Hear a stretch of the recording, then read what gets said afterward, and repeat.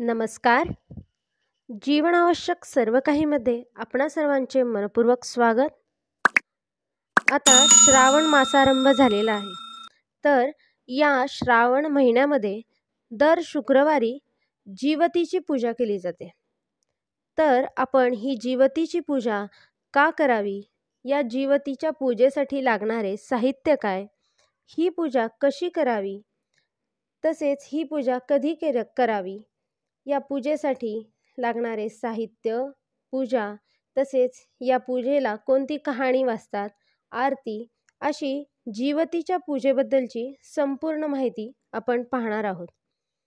तर तुम्हाला अशा प्रकारचे व्हिडिओ आवडत असतील तर तुम्ही व्हिडिओला लाईक करा, शेअर करा आणि अशा प्रकारचे व्हिडिओ पाहायचे असतील तर चॅनलला सबस्क्राईब करा. चला तर मग या पूजेसाठी आपण लागणारे सर्वप्रथम साहित्य पाहूयात. पूजेसाठी हळदी, कुंकू, अक्षदा, फुलवात, अगरबत्ती, लाल कापड जे आपण पाटाच्या खाली ठेवतो, तसेच जीवतीचा कागद जो नागनरसोबाचा कागद म्हणतात, नागपंचमीचा कागद, पाने, जास्वंदाची फुले आणि नैवेद्यासाठी दूध, साखर आणि फुटाण्याचा नैवेद्य असतो. तर मी इथे कारल्याचे पानं जे आहेत ते 5 किंवा 7 पानं घ्यायचेत आणि त्याचा अशी माळ करायची आहे कारल्याच्या पानांची आणि त्यामध्ये फूल घालू शकता. अशा प्रकारचे मी इथे माळ करून घेत आहे. यानंतर आपण कापसाची वस्त्रमाळ करून घेणार आहोत व यानंतर आता आपण असं सर्व साहित्य तयार करत आहे मी. तर आपण हे साहित्य पाहत मी तुम्हाला हे सांगते की ही पूजा आपण का करतो. श्रावण महिन्यामध्ये दर शुक्रवारी आपण श्रावणामध्ये 4 शुक्रवार येतात किंवा कधी 5 येतात. तर मग ही पूजा श्रावणातल्या प्रत्येक शुक्रवारी केली जाते. जीवतीची पूजा आपल्या मुलांच्या सुखासाठी व दीर्घायुष्यासाठी ही पूजा केली जाते. या पूजेमध्ये श्रावणातल्या दर शुक्रवारी ही पूजा केली जाते आणि या 4 किंवा 5 शुक्रवारमधल्या एका शुक्रवारी सवाष्ण जेवायला घालतात. तर या दिवशी पुरणाचा नैवेद्य दाखवून म्हणजे आपल्या पूजेलाही नैवेद्य दाखवतात आणि सवाष्णला जेवायला बोलवतात. या दिवशी पुरणाचा नैवेद्य देवीलाही दाखवला जातो व सवाष्ण बोलून तिलाही जेवू घातलं जातं. या दिवशी या बाईची, सवाष्णीची ओटी भरली जाते. तसेच श्रावणातल्या प्रत्येक शुक्रवारी 5 बायकांना हळदी कुंकू द्यावे व त्यांना दूध, साखर व फुटाणे द्यावेत. चला आता आपण पूजेला सुरुवात करणार आहोत. तर मी इथे जीवतीचा फोटो, म्हणजे माझ्याकडे पुठ्ठ्यावरती असं जीवतीचा फोटो आहे, तर तो मी तिथे लावलेला आहे. तर मी हे सर्व साहित्य घेऊन मग नंतर पूजा करत आहे. तर एका पाटावरती लाल कपडा म्हणजे ठेवलेला आहे. त्यावरती मी असा फोटो ठेवल्यासारखं केले आणि यानंतर आधी त्या फोटोला हळदी कुंकू लावून घेतले. हळदी कुंकू लावून झाल्यानंतर फूल वाहिले, अक्षदा वाहिल्यात. यानंतर त्या कारल्याच्या पानांची आणि जास्वंदाचं फूल घातले त्याच्यामध्ये आणि मग त्याची माळ करून घेतली आहे आणि फूल, अक्षदा, फूल आपण ज्याप्रमाणे पूजा करतो त्याप्रमाणे सर्व केलेले आहे. यानंतर फुलवात लावायची, अगरबत्ती लावायची आहे. नैवेद्याला दूध, साखर आणि फुटाणे दाखवतात, याचा नैवेद्य असतो. आणि यानंतर दिवा लावायचा, रांगोळी काढायची. आपण ज्याप्रमाणे पूजा करतो तशी पूजा करून घेऊयात.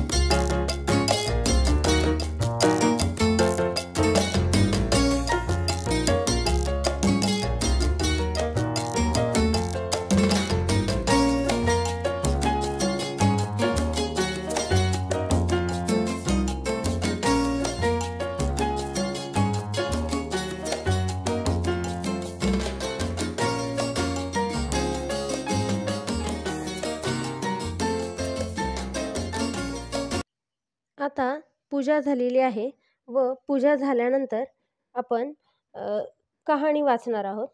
तर कहाणी वाचण्यासाठी आपण मोबाईलवरती किंवा आपल्याकडे पुस्तक असेल तर त्याच्यावर ती पाहून कहाणी वाचावी. ऐका शुक्रवारा तुमची कहाणी.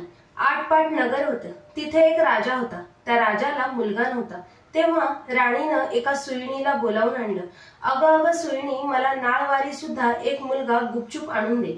मी तुला पुष्कळ द्रव्य देईन. सुईणीनं गोष्ट कबूल केली. ती त्या तपासावर राहिली. गावात एक गरीब ब्राह्मणाची बाई गर्भार राहिली. तेव्हा ती सुईण तिच्या घरी गेली आणि तिला सांगू लागली की बाई तू गरीब आहेस. तुझं बाळणपणाचं पोट दुखू लागेल तेव्हा मला कळव. मी तुझी बाळणपण फुकट करीन. तिनं होय म्हणून सांगितलं. नंतर ती सुईण राणीकडे आली. बाईसाहेब, आपल्या नगरात अमुक गरीब ब्राह्मणाची बाई गरोदर आहे. तिला नुकताच दुसरा महिना लागला आहे. लक्षणं सर्व मुलाचीच दिसतायत. तेव्हा आपल्या घरापासून तो तिथपर्यंत कळणार नाही असं एक गुप्त भुयार तयार करावं. आपल्याला काही दिवस गेल्याची अफवा उठवावी. मी तुम्हाला नाळवारीचा मुलगा आणून देईन. असं ऐकल्याबरोबर राणीला मोठा आनंद झाला आणि जसे जसे दिवस होत गेले त्याप्रमाणे डोहाळ्याचं डब केलं. पोट मोठं दिसण्याकरता त्याच्यावरती लुगड्याच्या घड्या बांधल्या.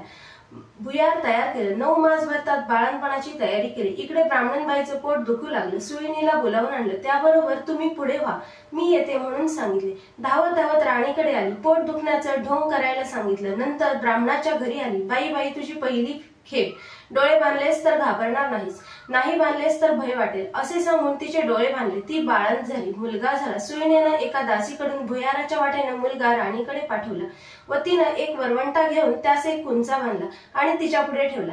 मग बाईचे डोळे सोडले. तुला वरवंटात झाला असे सांगू लागले. तिनं नशिबाला बोल लावले. मनामध्ये दुःखी झाली. सुईण निघून राजवाड्यात गेली. राणीसाहेब बाळंतीण झाल्याची बातमी पसरली. मुलाचं कोड कौतुक होऊ लागले. इकडे ब्राह्मणबाईनं नेम धरला. श्रावण मासी दर शुक्रवारी जीवतीची पूजा करावी आणि नमस्कार करून म्हणावं, जय जीवती माते, जिथं माझं बाळ असेल तिथे खुशाल असो असं म्हणून तिने तांदूळ उडवावे. हे त्या मुलाच्या डोक्यावरती पडावं. हिरवं लुगडं नेसणं, हिरव्या बांगड्या लेणं वर्ज्य, कारल्याच्या मांडवाखालून जाणं वर्ज्य केलं. तांदूळाचं धुणं ओलांडणं बंद केलं. याप्रमाणे ती नेहमीच वागू लागली. इकडे राजपुत्र मोठा झाला. एके दिवशी बाहेर फिरायला निघाला. त्या दिवशी ती नाहून आपल्या अंगणामध्ये राळे राखीत बसली होती.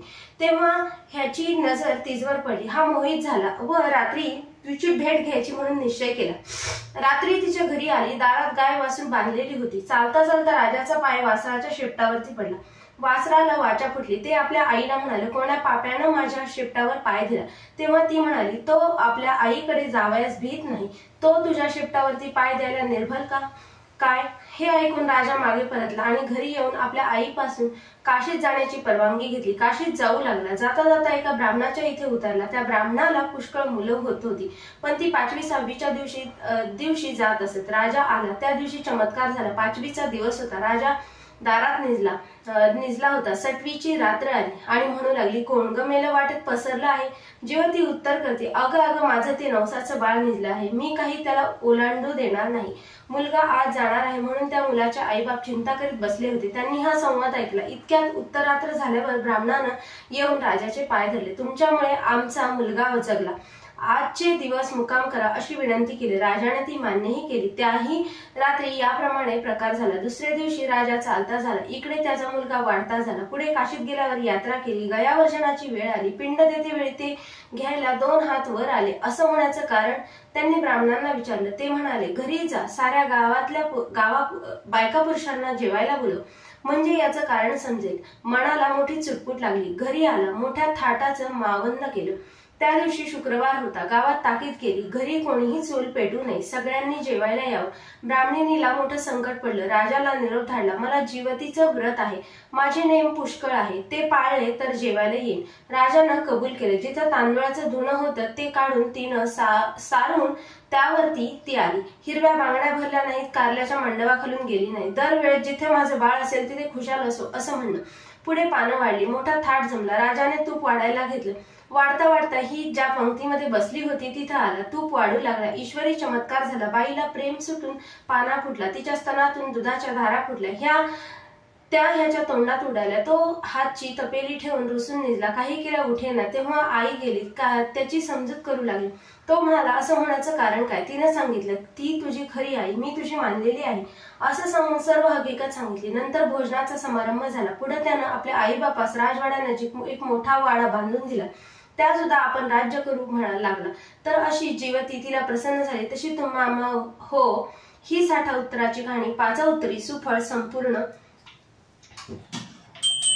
सुखकर्ता दुःखहर्ता वार्ता विघ्नाची, पूर्वी प्रेम कृपा जयाची, सर्वांगी सुंदर शेंदुराची, कंठी राखे मान मुक्ता कोणाची.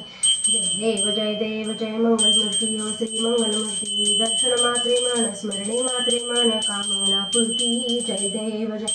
रत्न खचित परातच गौरी कुमरा, चंदनाची उटी कुंकुम केशरा, हिरे जैत मुक्त शोभतो बरा, न पुरे चरणी घागरी. जय देव जय मंगलमूर्ती हो श्री मंगलमूर्ती, दर्शन मात्रे मन स्मरणे मात्रे मन कामना पूर्ती. जय देव. लंबोदर पीतांबरपणीवर वंदना, सर्व सुंदर वक्रतुंड त्रिनेना, दास रामाचा वटपाहे सगना, संकष्टी पावावे निर्वाणी रक्षावे सुरवंदना. जय देव जय मंगलमूर्ती हो श्री मंगलमूर्ती, दर्शन मात्रे मन स्मरणे मात्रे मन कामना पूर्ती. जय देव जय. जय देवी जय जीवती जननी, सुखी ठेवी संतती विनंती तव चरणी. श्रावण येताची आणू प्रतिमा, गृहात स्थापुनी करू पूजना. आखाड्या दुर्वा माळा वाहूया, अक्षदा घेऊनी कहाणी सांगूया. जय देवी जय जीवती जननी, सुखी ठेवी संतती विनंती तव करणी चरणी. पुरणपोळीचा नैवेद्य दाऊ, सुवासिनींना भोजन देव. चणे हळदी कुंकू दूधही देऊ, जमुनी आनंदे आरती गाव. जय देवी जय जीवती जननी, सुखी ठेवी संतती तव चरणी. सटवाईची बाधा होई बाळांना, सोडूवी तिथून तुची तयांना. माता यासाठी तुझला करीती प्रार्थना, पूर्ण ही करी मनोकामना. जय देवी जय जीवती जननी, सुखी ठेवी संतती विनंती तव चरणी. तुझी या कृपेने सौख्य नांदू दे, वंशाचा वेल वाढू दे.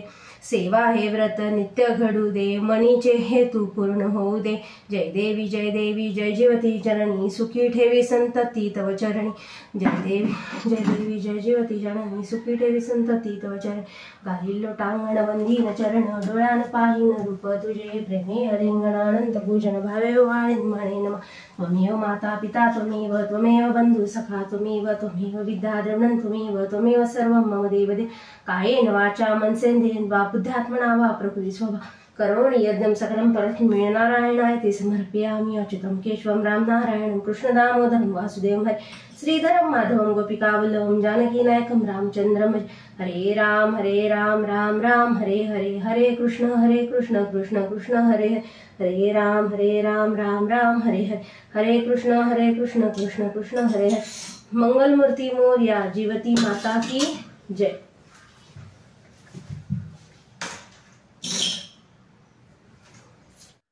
पूजा, कहाणी आणि आरती झाल्यानंतर हळदी कुंकू वाहून तांदूळ वाहायचेत आणि डोक्याच्या मागे थोडेसे तांदूळ उडवायचेत आणि देवाला सांगायचे की जिथे माझे बाळ असेल तिथे खुशाल असू दे. यानंतर या दिवशी लहान मुलांचे औक्षण करावे. व्हिडिओ आवडला असेल तर लाईक करा, शेअर करा आणि चॅनलला सबस्क्राईब करा. धन्यवाद.